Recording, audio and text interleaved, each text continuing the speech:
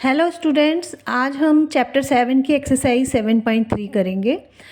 इस एक्सरसाइज को करने से पहले आपको थोड़ा सा इस बारे में बताना चाहते हैं कि simplest form of a fraction क्या होता है, क्योंकि इसका बार बार हम इस एक्सरसाइज को सॉल्व करने में यूज़ करेंगे। तो इस simplest form of a fraction होता है कि जब कोई ऐसा फ्रैक्शन का ऐसा फॉर्म जिसको कोई कॉमन फैक्टर ना हो, न्यूमरेटर डिनोमिनेटर इस फॉर्म में आ जाए कि कोई भी कॉमन फैक्टर ना हो जिससे वो डिवाइड हो जाए। फैक्टर मतलब कोई भी नंबर ऐसा ना हो जिससे कि न्यूमरेटर और डिनोमिनेटर डिवाइड हो जाए।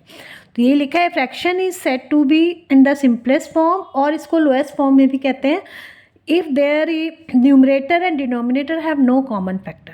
तो इसके लिए हमने चलो एक लेते हैं हम फ्रैक्शन 36/40। आप देख रहे हो क्या ये लोएस्ट फॉर्म में है? नो। वाई? बिकॉज देखो 36 एंड 40 दोनों 4 से डिवाइड हो जाएंगे। 36 और 40 दोनों को अगर हम 4 से डिवाइड करते हैं तो आंसर विल बी 9/10। आपका ये फ्रैक्शन नया आ गया। क्या ये लोएस्ट फॉर्म में है? Yes, yes, this is the lowest form of fraction. Why? Because 9 जिससे डिवाइड होगा वो 10 नहीं होगा। 10 मतलब इन दोनों में कोई भी कॉमन फैक्टर नहीं है या कॉमन नंबर नहीं है जिससे कि डिवाइड हो जाए। दूसरा एक और हम एग्जांपल लेते हैं 40/60। सपोज करो हम एक और लेते हैं 40/60। क्या ये लोएस्ट फॉर्म है? नो। वाई? बिकॉज दोनों को आप देखोगे हम सीधा दिख रहा है आपको, 10 से हमने डिवाइड किया। चलो तो क्या आया आपका 4/6। तो क्या ये लोएस्ट फॉर्म है? ये सिंपलेस्ट फॉर्म है फ्रैक्शन की? नो। वाई? बिकॉज अभी भी आप देख रहे हो ये दोनों 2 से डिवाइड हो जाएंगे। आपको ये ध्यान रखना है कि सेम नंबर से डिवाइड करना है। आप डिफरेंट नंबर से नहीं कर सकते कि न्यूमरेटर को किसी से डिवाइड कर दिया, डिनोमिनेटर को किसी और नंबर से। नो। तो आपका ये डिवाइड करोगे ना, what will be the answer? 2/3। Now it is the simplest form. इसको बोलते हैं सिंपलेस्ट फॉर्म। आपको simplest form of fraction.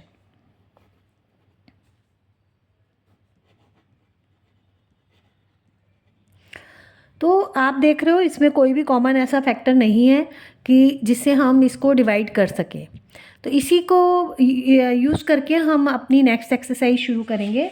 Exercise 7.3 इसमें कह रहा है राइट द फ्रैक्शंस। पहले जो इनके लिए जो फिगर दिए हुए हैं इनके लिए आपको फ्रैक्शंस लिखने हैं। एंड उसके बाद are all these fractions equal? क्या जो इसके फ्रैक्शंस हैं वो इक्वल है? तो पहले हम पहला पार्ट करते हैं कि इनके लिए हम फ्रैक्शन लिख लेते हैं।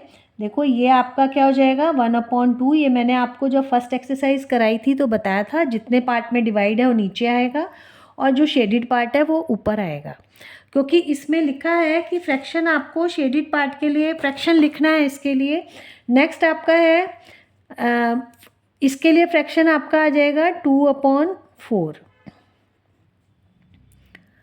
थर्ड फिगर है, इसमें देखो टोटल पार्ट्स कितने हैं 6 और शेडिड कितने हैं 3, तो fraction will be 3/6। In this figure total part is 8 को नीचे लिख लेंगे और जो शेडिड पार्ट है उसको ऊपर लिख लेंगे। तो अगर आप ऐसा सिर्फ फ्रैक्शंस को देखो और फिगर ना देखो तो आप it's very difficult to find out कि दे आर इक्वलेंट और नॉट। हालांकि आप जब फिगर देखोगे तो आप देख रहे हो कि एक पार्ट इसको सर्कल सेम बनाया मैंने चारों, और इसको जब हमने 2 पार्ट में दिया तब भी उतना ही पार्ट मिला आपको, हाफ।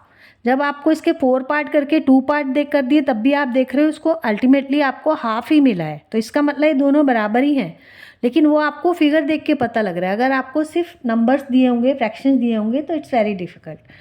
अब ये देखो इसमें आपको 6 पार्ट्स में डिवाइड किए, 3 पार्ट्स दे दिए, आधे दे दिए आपको, तो अल्टीमेटली ये भी आपको हाफ ही मिला है। फिगर देख के आपको साफ दिख रहा है कि आपको अल्टीमेटली चाहे 2 पार्ट मिले हैं, चाहे 3 पार्ट्स मिले हैं, चाहे 4, लेकिन आपको हाफ सर्कल जो है वो शेडिड पार्ट में आया है। तो आपको लेकिन अगर जब सिर्फ फ्रैक्शन दिए होंगे तो हम क्या करेंगे, इनको लोएस्ट फॉर्म में ले आएंगे फ्रैक्शंस को सिंपलेस्ट फॉर्म में। तो कैसे करेंगे, ये देखो ये वाला आपका 2 से डिवाइड हो जाएगा दोनों, तो आपका क्या आ जाएगा 1/2। और ये वाला तो ऑलरेडी मैंने इसलिए नहीं किया क्योंकि ये ऑलरेडी सिंपलेस्ट फॉर्म में ही है, इसमें कोई भी आप देख रहे हो फैक्टर कोई भी कॉमन नहीं है, 1 को इंक्लूड नहीं करते, 1 से तो सभी डिवाइड हो जाते हैं, तो एक्सेप्ट 1 कोई भी ऐसा इसमें नंबर नहीं है जिससे दोनों न्यूमरेटर और डिनोमिनेटर डिवाइड हो जाए। इस वाले नंबर में फ्रैक्शन में आप देखोगे 3 से डिवाइड हो जाएगा, आंसर विल बी 1/2। सिमिलरली इसमें 4 से हो जाएगा, आंसर विल बी 1/2। तो आपका लोएस्ट फॉर्म में लाने से सिंपलेस्ट फॉर्म में लाने से आपने देखा कि सबका आंसर 1/2 आया है आपका, ये आया है ना 1/2। तो अब बहुत आसान हो गया आपके लिए। दूसरे पार्ट का answer, are all these fractions equivalent, तो हम लिखेंगे आंसर में yes all the fractions are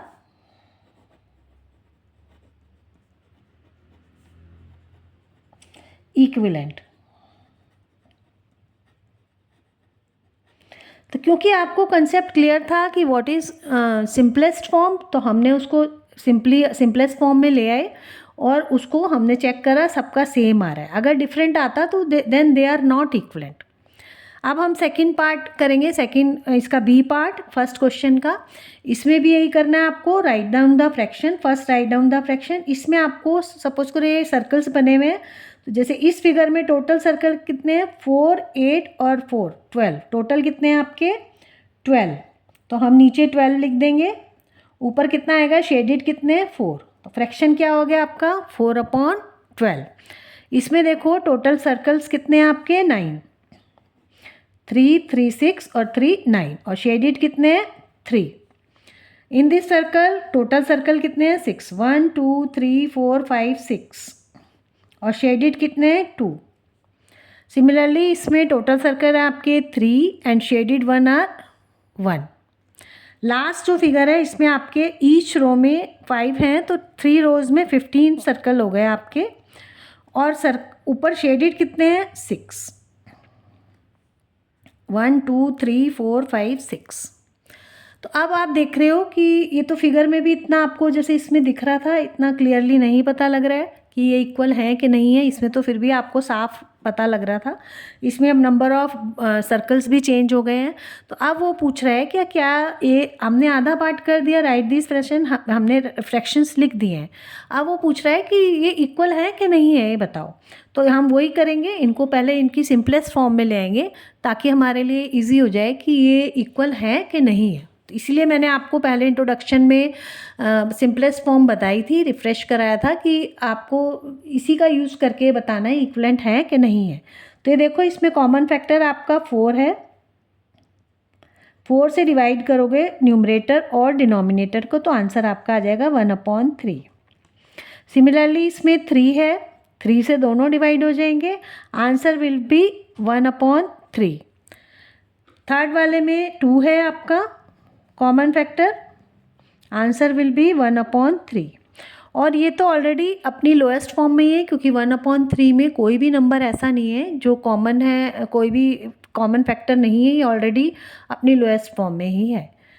इसमें देखेंगे आप कि इसमें 3 से हम करेंगे, कॉमन फैक्टर 3 है, आंसर विल बी 2/5। तो अब आप देख रहे हो क्या ये सब इक्वल है। देखो इन सब के तो इक्वल आए 1/3, ये भी 1/3, ये भी 1/3, ये भी 1, लेकिन ये लोएस्ट फॉर्म इक्वल नहीं आई है, ये 1/3 नहीं आई है। तो इसका मतलब क्या हुआ कि ये 4 तो इक्वलेंट हैं लेकिन ये 5th वाला इक्वलेंट नहीं है।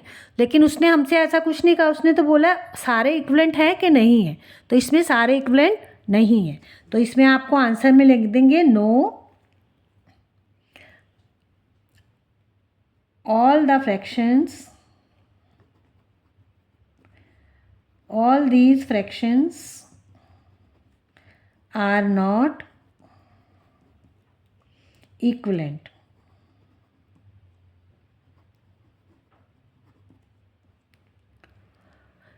तो इसी के साथ आज हमारी एक्सरसाइज का फर्स्ट क्वेश्चन किया है हमने। बाकी नेक्स्ट एक्सरसाइज में करेंगे। वीडियो लाइक करना, शेयर करना, सब्सक्राइब करना अगर अच्छी लगी हो, और आई थिंक आपको सब क्लियर कंसेप्ट हो रहा होगा। Thank you.